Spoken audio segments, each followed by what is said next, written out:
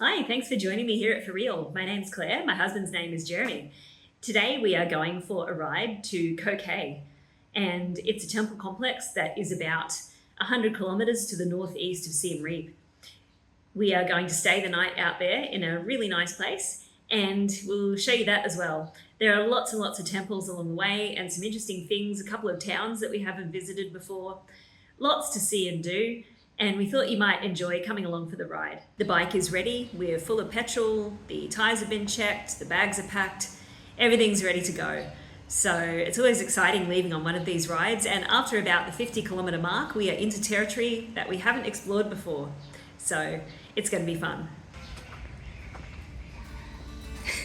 That's the happy riding dance.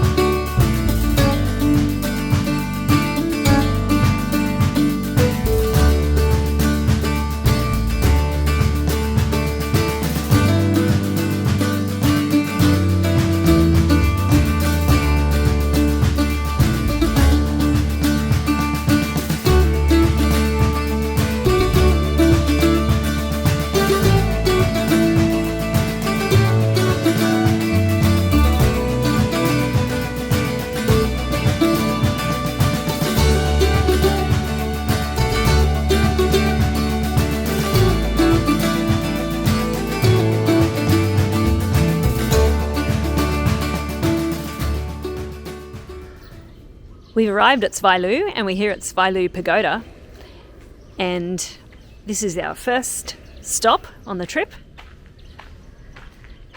There's a strange configuration of bottles on the ground here. Don't know what this is all about. It's like dominoes or something, I don't know. And a green one just here as well.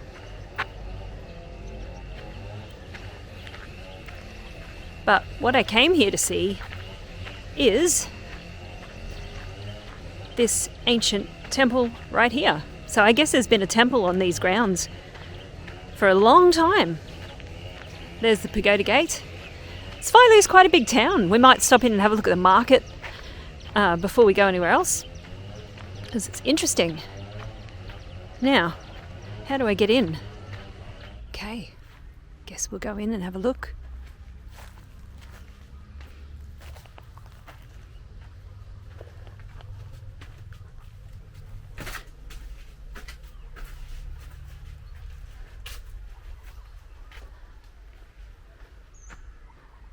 Quite a small site, but I love getting the day started with one that's really easily accessible. Sets you up nicely for the rest of the day.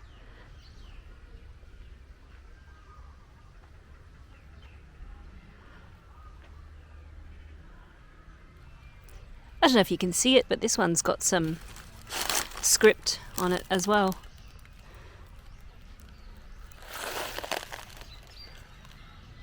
Oh, the leaf litter be deep right here.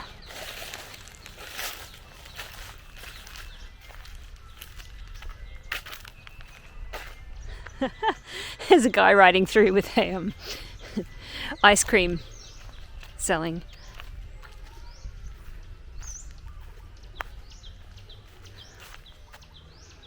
It's quite a lovely view. It's very, very hazy at the moment, but you can see Kulin Mountain in the background. Just there. We're actually very close to Kulin right now. There it is. I think there's a treasure hut behind me just here. Sometimes they build these like little sort of open air sheds, and they put some of the better finds into them to protect them from the elements a bit. See what we've got in this particular example here. God, there's a massive termites nest all over it. Okay. A couple of colonnettes there. And you can see, as usual, there's a mix of kind of more modern stuff with the ancient stuff.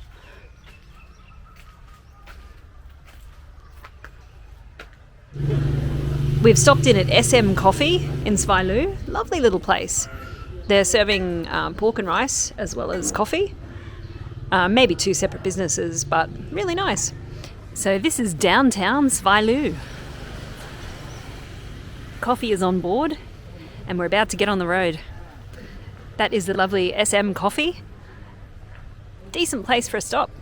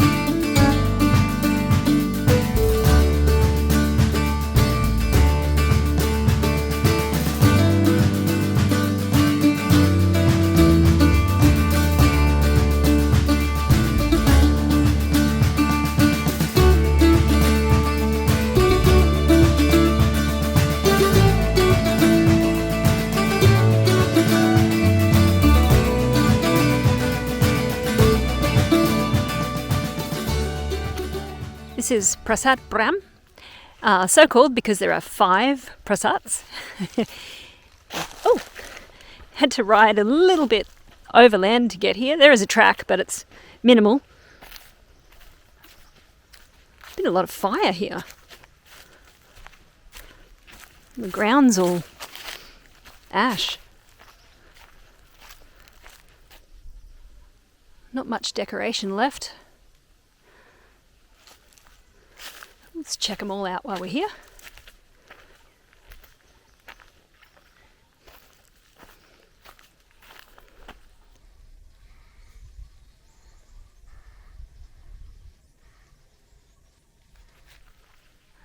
This one's got a tree growing out the top.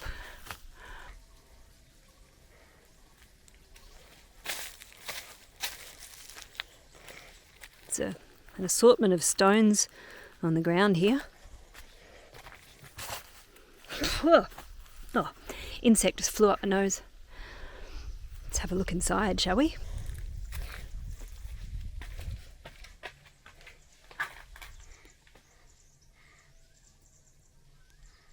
This is the big dilemma. If you come in dry season, the access is easier, but in wet season, it's always a lot prettier because things are greener. So you have to decide ease of access or prettier sights. Jeremy's over there making sure no one comes and steals the bike. Okay, Jeremy may have his pants down over there. It is hot. What a strange sight.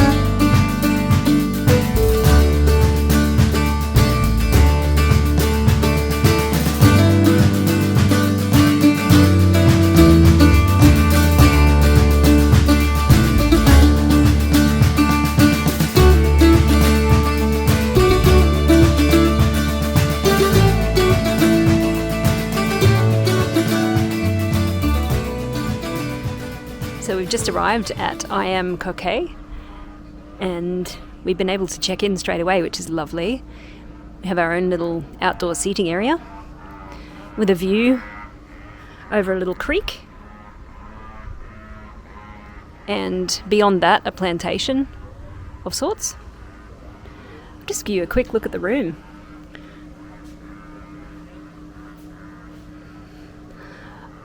All right, so you get your own little private chalet, and we booked this on booking.com. It was $26 for the night, and it's got everything that you would expect. There's a pool as well, I'll show you that later, but it's got a fridge, it's got a jug, you get water, there's coffee, somewhere to sit other than on the bed, which is always appreciated. Bed looks lovely.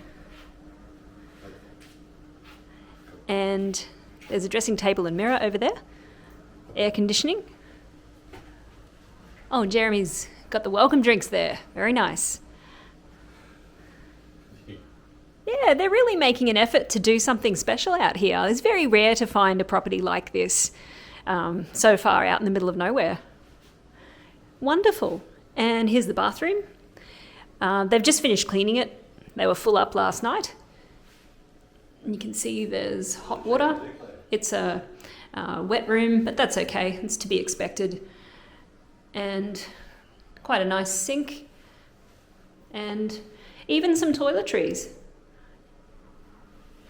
Yeah, all in all, very pleasant. I like it.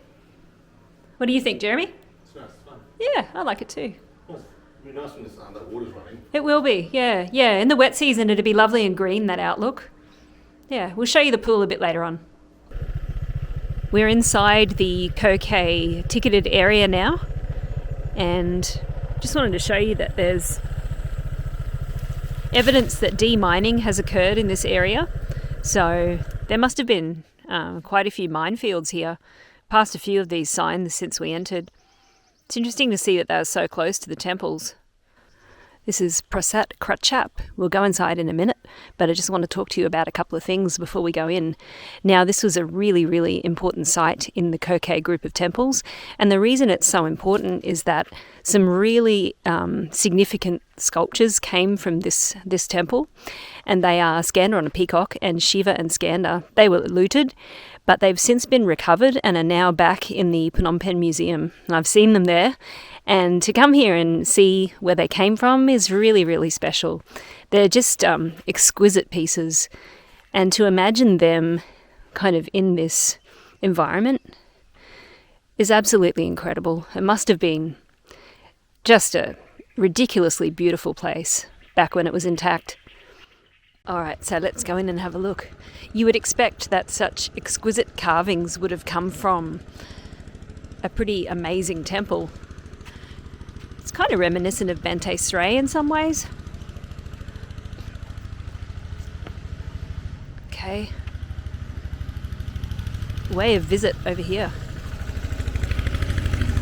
Oh, wow. Oh, look at these. Yeah. Oh, look at the detail here. Just there. Amazing. It's really good that they've put them under the cover so that they don't get any further weathering. Wow.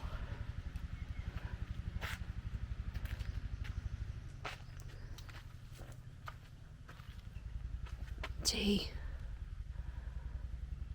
Oh, really lovely.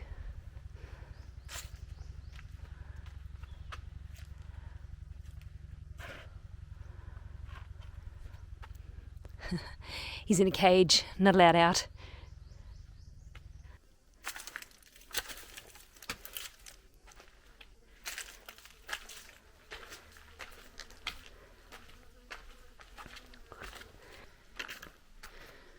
This is so strange. They're burning so much here at the moment. There must be just so much leaf litter that the only option they have to get rid of it is to burn it. Yeah. I don't know. This little doorway has a really, really pretty lintel.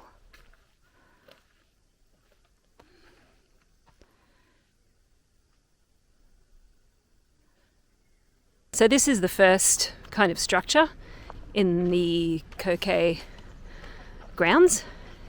We're not alone. We're not going to have video with no other people in it this time, I don't think. But This is what you get when you have the UNESCO World Heritage listing. So this place used to be the capital before Angkor was. Geez, certainly extensive. There's some beautiful carvings here too. Beautiful lintel over there. Trees make it nice, don't they? The trees are lovely. Whenever I see that evidence of the looting, it just makes me so sad though. Like, how could you deface something so beautiful? I don't know. Well, I do. People were desperate and they were being offered money to do it, and you can't judge them for doing what you probably would have done yourself in the circumstances, but it's just still very sad.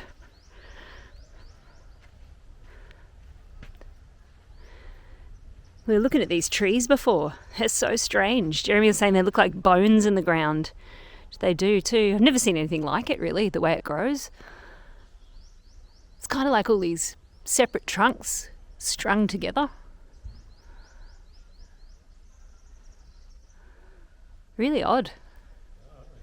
Not like any tree I've seen before. It's a brick one.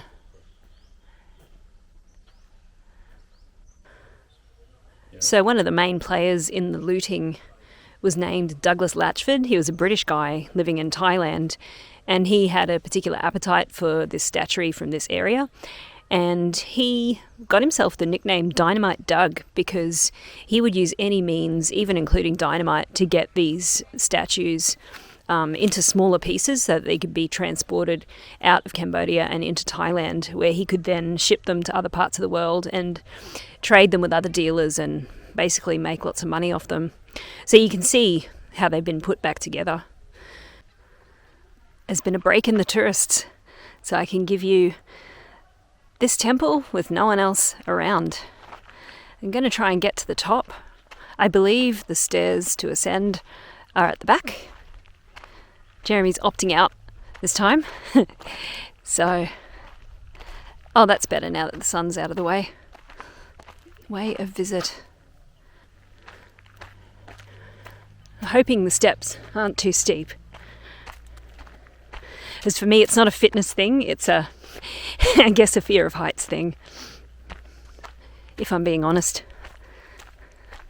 Okay, the steps are numbered. There are 167. Let's get up there.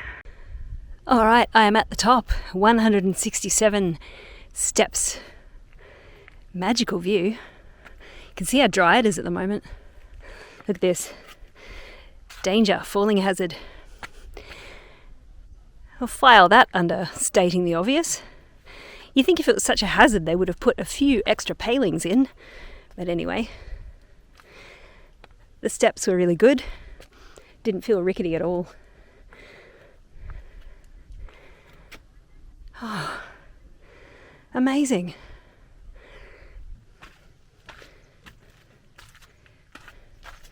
Let's have a look from the corner.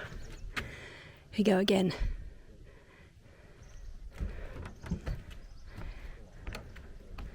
There we go.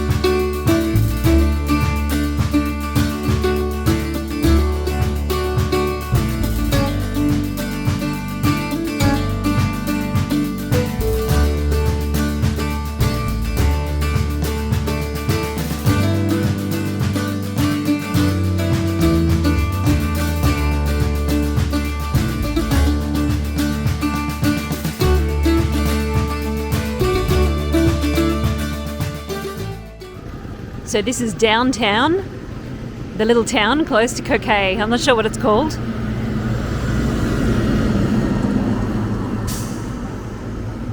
but this is the main drag. Has a fantastic market. And a lot of big trucks on the road too. Lots of cassava in this area, or cassava, I'm not sure how you pronounce it, but there's shit tons of it. And here comes a whole stack.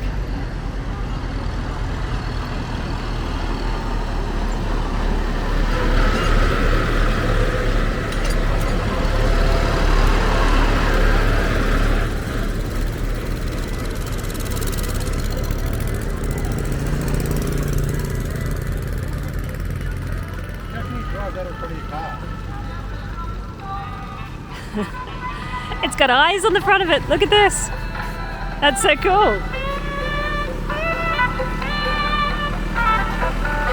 Hello.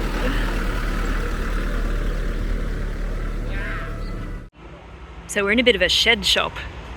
Just getting a few drinks and snacks and things like that. I think we're just going to get some noodles, maybe eat at home tonight. Should be fine. Yeah, they have everything. It's good. Even a bit of hardware in here. Some blue pipes if you like. The place we're staying is called I Am Koh Ker, and it has a restaurant with a huge menu, actually. Surprisingly huge. And you can sit here and enjoy the view, which would be lovelier in the wet season, but it is what it is. Really nice big kind of decked area here. And then there's this walkway you can see here,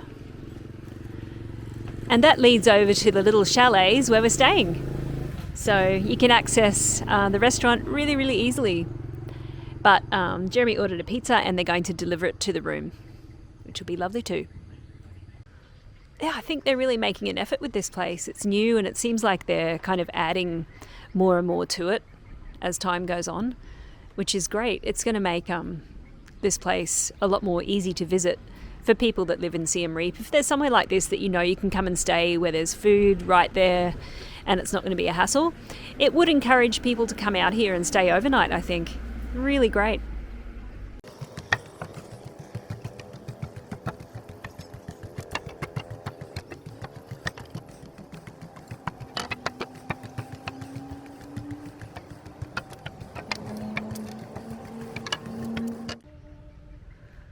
Look at this, it's just so unexpected in a place like Koh Ker.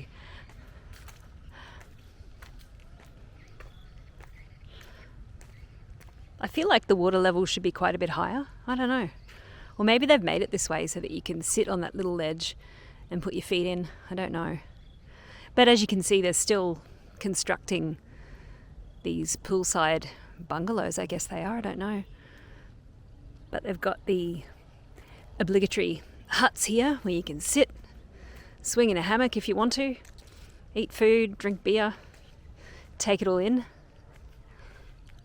And then behind that is the row of little chalets where we're staying. There's quite a few of them. So those ones over there are a slightly different shape to the one we're in. We'll go around and have a look. Okay, so those ones, normal kind of house shape with the roof on top, and then where we're staying, it's more this kind of chalet style. And there's a handful of these as well. 2, 3, 4, 5, 6 of them. And a couple of, I don't know, another different style of room over here as well. But these ones have got parking, the motorbike right outside your room, if that's your thing. Yeah, all in all, it's great.